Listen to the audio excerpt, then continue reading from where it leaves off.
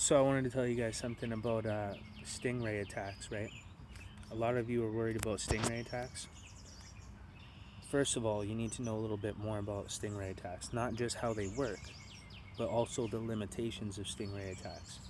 So for example, the only way that a Stingray attack can work is if it can force, it only works over 2G and 3G.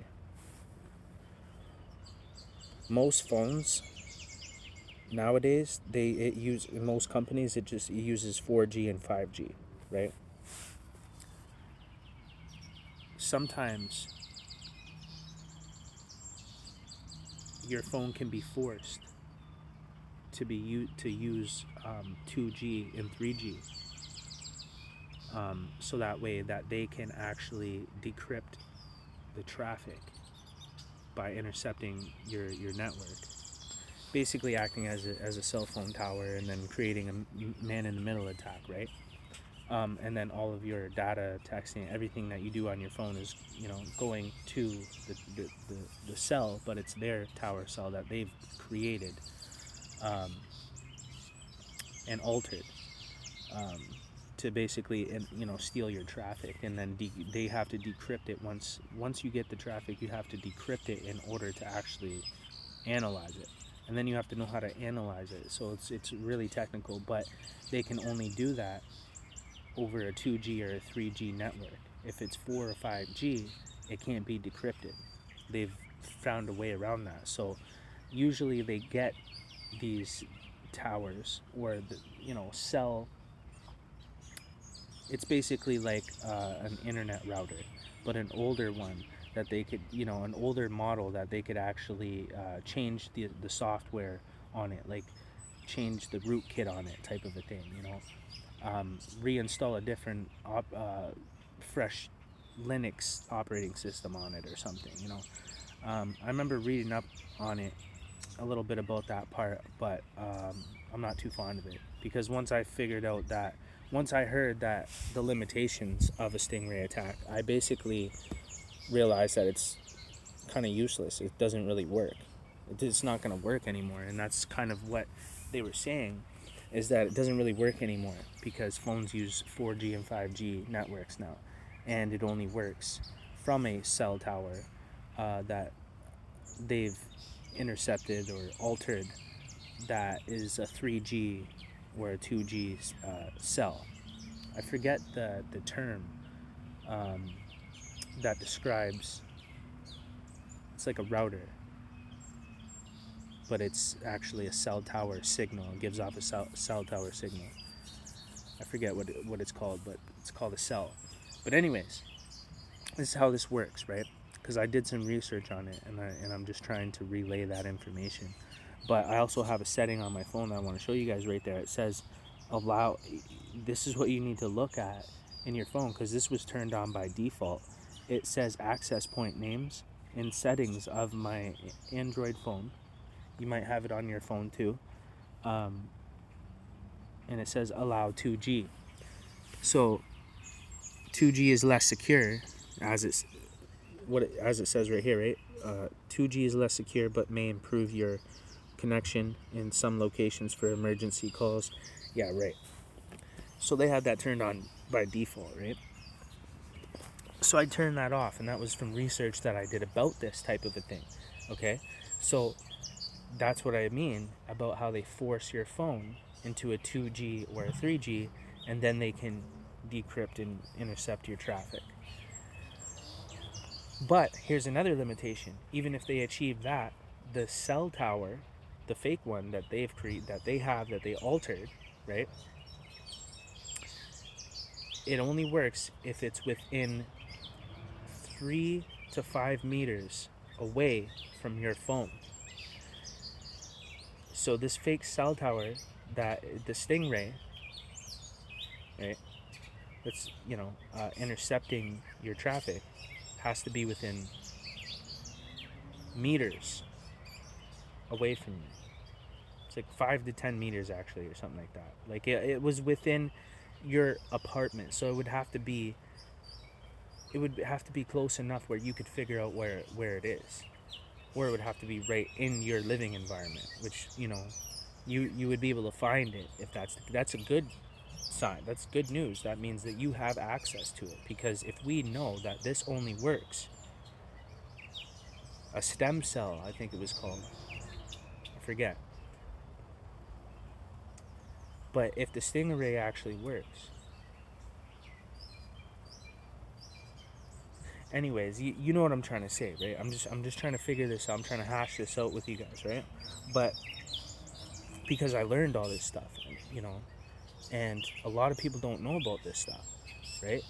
I did a lot of research, and I was like, man, how do I make a video about this? How do I actually like relay this information? Because it is pretty like comprehensive. It's pretty like technical. It's pretty, and it's not in my area of expertise. I don't focus. That's not where I'm looking at. I don't do radio frequencies and any of that stuff. That's a whole nother field in cybersecurity that I haven't even touched yet. Eventually I'll get to that point, like Bluetooth hacking and radio frequency hacking, and you know, you can hack Tesla cars and stuff and start them and unlock them and intercept their signal when somebody unlocks and locks the car and stuff like that, and then replay it to the car. I could do all that stuff, and it would probably only take me like, you know, a couple weeks to learn it and start doing it using that, you know, in testing environments, obviously ethically. But my point being is that the stem cell fake tower has to be within, you know,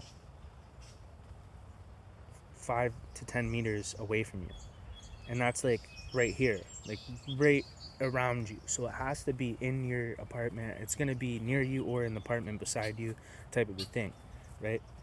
And there's apps where you can kind of identify and locate where that signal is coming from. You know, there's ways to do that, or use Kali Linux. There's where you can do it like that and get a graph and see your environment. But anyways, so you don't really have to worry too much about a Stingray attack, because even the most technical, most known, you know, ethical hackers in the world, I've listened talk about Stingray attacks and stem cells, or whatever you call it. Something cell is what they were referring to it as, and they were describing it. And I'm, you know, because I'm looking at the top security penetration testers in the world that are the biggest in the game, and I'm trying to learn what they're talking about.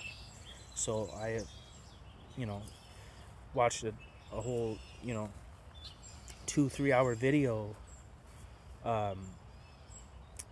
about this, and it was so crazy, like how much was involved, but they broke it down. They really broke it down, and I was like, okay, yeah, this makes sense. But anyways, look, I found that setting in my phone, so you guys should check for that. And you know, you could just go, when you go into settings, you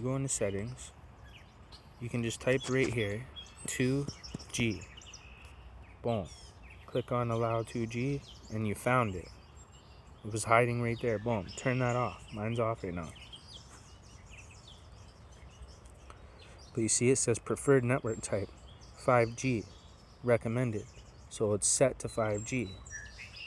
So make sure you do that, or 4G, and that way, you know, you'll be okay.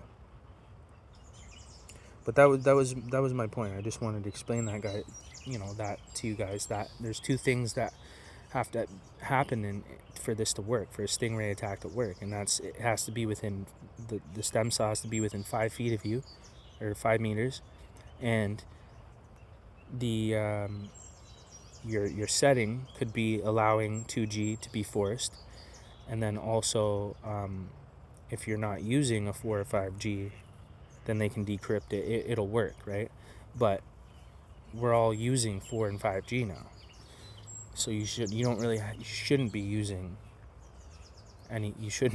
3 or 2, or then you're really behind, and you need to like advance yourself. You need to upgrade your technology, or else you're just doing this to yourself. You know what I'm saying? You're exposing yourself. You need to make sure your phones and your devices are completely updated. Make sure you're constantly updating them. You know what I'm saying? And don't use older devices, you know, that have, you know, less capabilities and stuff like that. But anyways, I just wanted to touch on that and let you guys know that you don't have to worry about that one too as much as you really think you do. you should focus in other areas that are actually more of a risk factor, and I'll be making more videos. This is why you guys should join my Patreon. Like, there's a link in the about section of this channel, or in every single pretty much description of the video, and at least, check it out and look at some of the content that I have on there that might be interesting to you. But I'm going to be putting in a lot more work into content. I haven't been doing it for a while. So, and it helps support me too. Like, it gives me a way to also beat the matrix, because I've developed this skill and I want to teach other people how to do it and how to protect themselves. And then just people that are interested in a career potentially, or a way to generate income, and, kind of give them a way to kind of break out, because that's kind of how it worked for me. So I was like, this is like the perfect thing. This is the future. Security is the future. You're going to need to know this type of stuff, and it's worth a lot of money, and like, there's legal jobs and careers for it, and it's the future, right? So if you get ahead of this, it's like getting ahead of Facebook, and yeah, it's hard, but so is anything in life, you know what I mean? So it's like, there's so many benefits to learning ethical hacking and security penetration testing, and might as well, why wouldn't you learn from somebody that you could potentially relate to, that's been through things that you have, But anyways, Stingray attacks.